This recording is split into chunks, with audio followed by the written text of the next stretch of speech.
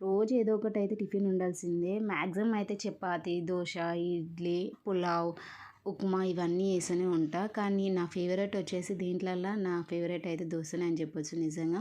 ఇది వచ్చేసి మిల్లెట్స్ తోటి దోస. పొట్టు పెసరపప్పు ఉంటుంది కదా, పొట్టు పెసరపప్పు, దొడ్డు రవ్వ, మినప్పప్పు, కొన్ని బియ్యం తీసుకున్నా. అంతే, చాలా సింపుల్ నిజంగా. కలర్ అయితే మాత్రం బ్రౌనిష్గా భలే వచ్చింది కదా, నా ఫేవరెట్. ఇంకా టేస్ట్ గిట్ట భలే ఉంటుంది. ఇది వచ్చేసి నార్మల్గా పెసరట్లాగా ఉంటుంది కానీ మన ఇష్టం. పెసర్లు అంటే ఎక్కువ వేసుకోవచ్చు, లేకపోతే లేదు. పొట్టు పెసరపప్పు ఉంటుంది చూడు, అది ఇంకా టేస్ట్ బాగుంటుంది, భలే ఉంటుంది. ఇక్కడ వచ్చేసి నేను దొడ్డు రవ్వ వేసుకున్నాను కదా, దొడ్డు రవ్వ గిట్ట వేసుకోవచ్చు, మన ఇష్టం ఏదైనా వేసుకోవచ్చు. నేనైతే వెరైటీ వెరైటీ దోశలు అయితే ట్రై చేస్తూనే ఉంటా, టేస్ట్ అయితే భలే ఉంటుంది.